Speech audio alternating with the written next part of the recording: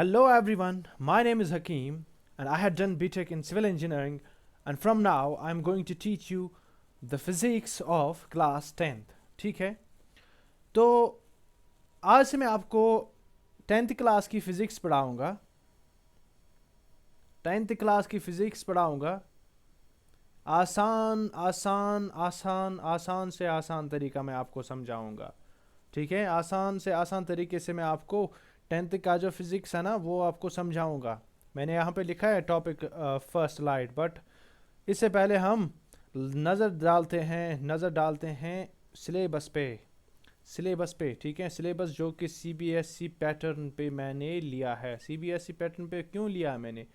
क्योंकि सीबीएसई में हर कोई बोर्ड इंक्लूड होता है। जैसे अगर हमारे पास यहाँ Jammu and Kashmir board of school education है ना, वहाँ पे जो जो टॉपिक्स हैं ना वो सारे इंक्लूड हुए हैं सीबीएसई में। तो मैं सीबीएसई पढ़ाऊँगा, उसमें इंक्लूड हो जाएगा जेके बोस या किसी और स्टेट का भी जो स्टेट बोर्ड होगा ना वो इंक्लूड हो जाएगा उसमें। ठीक है, सबसे पहले सिलेबस पे नज़र डालते हैं। हमने पढ़ना क्या क्या है इसमें? Natural phenomena, unit number 3 natural phenomena. उसके बाद हाउ थिंग्स वर्क, उसमें यूनिट 4 है इफेक्ट्स ऑफ करंट्स और मैग्नेटिक इफेक्ट्स ऑफ करंट्स। अभी यूनिट 3 क्यों आया यहाँ पे? आप बोलोगे यूनिट फर्स्ट आना चाहिए, बट जो 10th का सिलेबस है ना सबसे पहले उसमें केमिस्ट्री आता है। First is chemistry. ठीक है, कि ये क्यों नहीं लिख रहा है? एक मिनट। सबसे पहला आता है केमिस्ट्री। ठीक है, केमिस्ट्री। उसके बाद आता है बायो, और उसके बाद आता है नेचुरल फिनोमेना। ठीक है, नेचुरल फिनोमेना। तो इसमें से हमने कौन कौन से टॉपिक्स पढ़ने हैं वो देखते हैं ज़रा। सबसे पहले जो है इसमें वो रिफ्लेक्शन है, उसके बाद है रिफ्रैक्शन, उसके बाद है उसके बाद क्या है? उसके बाद है human I, functioning of human आई, और फिर और भी कुछ टर्म्स हैं जो हमने इसमें पढ़ने हैं। फिर उसके बाद हम नेक्स्ट टॉपिक पे चलेंगे, जैसे कि इफ़ेक्ट्स ऑफ करंट्स हैं या मैग्नेटिक इफ़ेक्ट्स ऑफ करंट्स हैं। उसके बाद में आपको, जब हमारी केमिस्ट्री कंप्लीट हो जाएगी ना, सॉरी जब हमारी फिज़िक्स कंप्लीट हो जाएगी ना, तो हम उसके बाद किस पे चलेंगे? तो हम उसके बाद चलेंगे केमिस्ट्री पे उसके बाद ही चलेंगे ना, क्योंकि अगर पहले हमें कुछ फिज़िक्स में रहा तो हम अटक जाएंगे फिर बाद में। पहले एक पोर्शन अच्छे से करेंगे, फिर आगे चलेंगे केमिस्ट्री पे। ठीक है, तो सबसे पहले हमने पढ़ना है नेचुरल फिनोमेना, जिसमें सबसे पहला टॉपिक है रिफ्लेक्शन ऑफ लाइट। ठीक है, reflection of light. Reflection of light को पढ़ने के लिए पहले हमने ये पता होना चाहिए ना कि लाइट असल में होती क्या है। What is light? ठीक है, लाइट असल में क्या है, और इसके थोड़े से फीचर्स हम देखेंगे, कुछ फीचर्स देखेंगे। चलिए फिर लाइट की डेफिनेशन देखते हैं। Light is a form of energy which enables us to see the objects from which it comes। देखो, अब मैं आपको इसका जो है ना लघवी माना हम कहते हैं उर्दू में, इसकी मीनिंग मैं आपको समझाऊंगा अब। Light is a form of energy, एक एनर्जी की फॉर्म। लाइट एक एनर्जी की फॉर्म है जिससे हम चीज़ों को देख सकते हैं। लाइट की वजह से क्या होता है? लाइट की वजह से हम ऑब्जेक्ट्स मतलब चीज़ों को देखते हैं। लाइट की वजह से हम क्या करते हैं?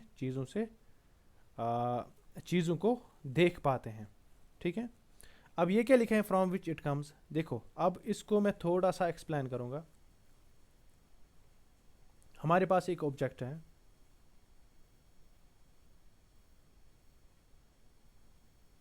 ठीक है, ये हमारे पास कोई ऑब्जेक्ट है, और ये है source of, you can say light ये है सोर्स ऑफ लाइट। तो यहाँ से आती है लाइट की रेज, और फिर ये पड़ जाती है इस ऑब्जेक्ट पे,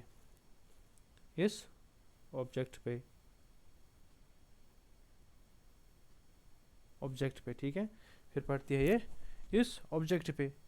वहाँ पे क्या होता है,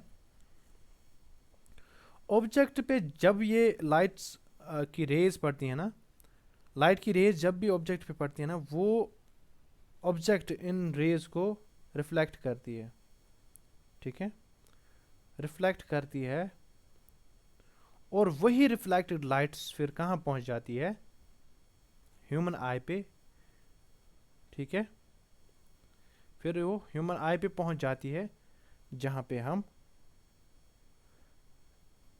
जहाँ पे कुछ मैकेनिज्म चलता है, फिर वो हम ह्यूमन आई में देखेंगे, जहाँ पे कुछ मैकेनिज्म चल के फिर हमको वो ऑब्जेक्ट दिखाई देता है, ठीक है। ये होती है लाइट की डेफिनेशन, ठीक है। इसके बाद अब जो ये पॉइंट्स है ना, ये ये और ये, ठीक है, ये सारे क्या हैं, फीचर्स ऑफ लाइट, ठीक है। ये सारे क्या हैं, फीचर्स ऑफ लाइट, क्या है, फीचर्स ऑफ लाइट। तो याद रखना है आपने कि ये जो पॉइंट्स है ना, ये फीचर्स हैं लाइट के, तो आपने याद रखने हैं अच्छे से। वी कैन, देखो सबसे पहले we can see the objects in the presence of light although light itself is invisible. हम लाइट में ऑब्जेक्ट्स को देख सकते हैं, मगर लाइट खुद एक इनविजिबल एनर्जी है। Light is an invisible energy which gives us the sensation of sight. ये एक इनविजिबल एनर्जी है जिससे हम चीज़ों को देख पाते हैं, ठीक है। दूसरा क्या है, light travels in a straight line. हाँ, फिर से चलते हैं, मैंने ये एग्जांपल आपको बताई थी ना अभी। अब जो ये रेज है ना, जो ये रेज ऑब्जेक्ट पे पड़ती है, ये पॉइंट क्या बताता है, जो ये light travels in a straight line, ये बताता है कि जो ये रेज हैं लाइट की, ये इन ए स्ट्रेट लाइन, यानी कि एक ही कतार, यानी कि एक ही सीध में ये सीधे ऑब्जेक्ट पे पड़ती है, ठीक है। तो क्या बोल सकते हैं हम, और इसको दूसरी लैंग्वेज में अगर मैं इसको लिखूंगा तो इसको हम लिख सकते हैं कि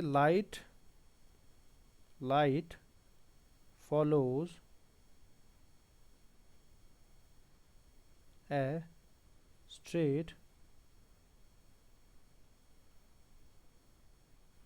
path, ठीक है। लाइट रेज जो है ना, वो स्ट्रेट पाथ फॉलो करती है, ठीक है, ये आपने याद रखना है। तीसरा क्या है फीचर इसका, speed of light in vacuum is 3 × 10⁻⁸ मीटर/सेकेंड, ठीक है। वैक्यूम में जो स्पीड है ना लाइट की, वो 3 × 10⁸ मीटर/सेकेंड है। In electromagnetic spectrum light lies in the wavelength range 4000 angstrom to 7000 angstrom, ठीक है। क्या बताता है यहाँ पे, ये पॉइंट हमें क्या बताना चाह रहा है, ये पॉइंट ये बताना चाह रहा है कि जो एक स्पेक्ट्रम हमने पढ़ना है आगे जाके, एक स्पेक्ट्रम होता है, उसमें जो रेज है ना, बहुत सी किस्म की रेज है, जैसे अल्फ़ा है, गामा है, यूवी है, विजिबल लाइट है।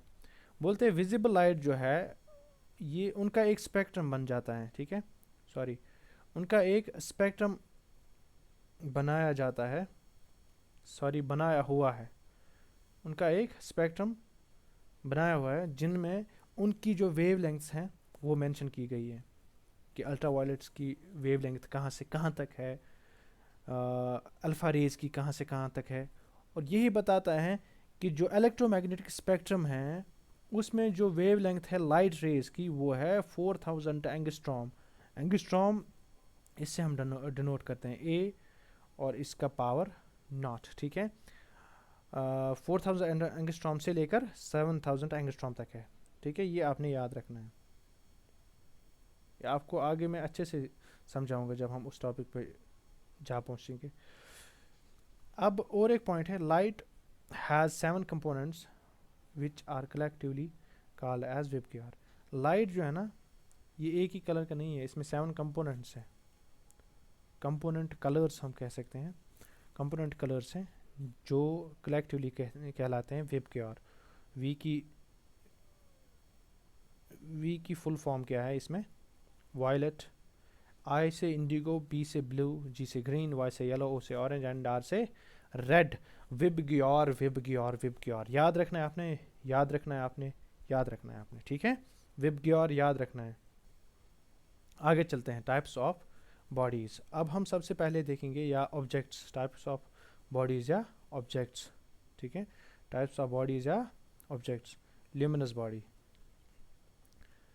ल्यूमिनस बॉडी वो होती है जहाँ से लाइट आती है, जहाँ से लाइट निकलती है, जैसे कि स्टार, सन, फायर, ठीक है, स्टार से जो है ना लाइट आती है। Non luminous, non luminous body वो होती है जहाँ से लाइट नहीं निकलती है, जो जिसमें लाइट नहीं होती है, ठीक है, वो ऑब्जेक्ट जहाँ से लाइट हमें नहीं मिलती है वो क्या कहलाते हैं, नॉन ल्यूमिनस बॉडी। उनमें से प्लांट्स है, क्या प्लांट से आपको लाइट मिलती है, नहीं मिलती है, बिल्डिंग से मिलती है, नहीं मिलती है, मून से मिलती है, नहीं मिलती है। अब बोलेंगे यहाँ पे मून क्यों आ गया, मून से तो रोशनी आती है, बट जो साइंस है उसने प्रूव करके दिया है कि जो मून है वो खुद की लाइट नहीं रखता है, बल्कि वो उसकी लाइट जो है ना वो स्टार्स से आती है, ठीक है, स्टार्स मून को लाइट देते हैं जिससे वो ग्लो करता है, वरना उसकी खुद की लाइट नहीं है, ये याद रखना है आपने। आगे चलते हैं, ट्रांसपेरेंट बॉडीज़। ट्रांसपेरेंट बॉडीज़ वो बॉडीज़ होते हैं जो मैक्सिमम या मोस्ट, हम बोलते हैं मोस्ट या मैक्सिमम लाइट को पास करते हैं अपने आप में, ठीक है, जो अपने आप से लाइट को फुली क्या sorry most of the light to pass through it. वो बॉडीज़ जो अपने थ्रू, अगर ये बॉडी एक है, ये मोस्ट ऑफ द, अगर ये इस पे लाइट रेज पड़ती है ना तो ये मोस्ट ऑफ द बॉडी जो रेज हैं वो पास करती है उसकी बॉडी से, ठीक है। अब आगे चलते हैं, सॉरी इसके एग्जांपल पहले देखते हैं कि इसके एग्जांपल्स क्या क्या हैं। लाइक एयर है, ठीक है, एटमॉस्फेयर, एटमॉस्फेयर में क्या है, एटमॉस्फेयर में एयर है, और एयर से क्या आता है, उसी एटमॉस्फेयर से क्या पहुंच जाती है, कौन सी लाइट पहुंच जाती है अर्थ तक, सनलाइट, ठीक है, तो वो तो हो गया ना मैक्सिमम लाइट यहाँ पे वो एलो करता है, अर्थ की सरफेस वो मैक्सिमम लाइट जो है ना सन की एलो करता है, ठीक है, तो इसको कहते हैं ट्रांसपेरेंट बॉडी। इसी तरह ग्लास भी एक एग्जांपल है ट्रांसपेरेंट बॉडी की। आगे चलते हैं, ट्रांसल्यूसेंट बॉडी। ट्रांसल्यूसेंट बॉडी क्या होता है, वो बॉडी जो ज़्यादा लाइट पास नहीं हो, लाइट पास होने देता है बट ज़्यादा पास नहीं होने देता, which allows only a part of, यानी कुछ मतलब अ पार्ट ऑफ कुछ लाइट पास कर देता है अपने आप में से। एग्जाम्पल है ऑयल पेपर, पेपर पे कभी आप ऑयल डालना, फिर उस पर लाइट या टॉर्च डालना, ठीक है, फिर देखना कि लाइट उसमें से पास हो जाती है नहीं, ठीक है। आगे चलते हैं, ओपैक बॉडीज़, जो कतन भी अपने आप से लाइट को पास नहीं करते हैं, ठीक है, वो बॉडीज़ जो अपने आप से लाइट को बिल्कुल भी पास नहीं करते हैं उनको क्या कहते हैं हम, opaque bodies, opaque bodies, opaque bodies. उनमें से एग्जांपल्स है वुड और ब्रिक्स। क्या लकड़ी में से लाइट पास होती है, नहीं होती है, ब्रिक्स में से लाइट पास होती है, नहीं होती है, तो ये दो एग्जांपल्स हैं किसके, ओपैक बॉडीज़ के, ठीक है। तो ये था आज का लेक्चर, जो थोड़ा सा इंट्रोडक्शन था लाइट के बारे में। कल से हम रिफ्लेक्शन ऑफ लाइट स्टार्ट करेंगे और इसके रिलेटेड जो भी टर्म्स है ना वो हम कल से स्टार्ट करेंगे, ठीक है।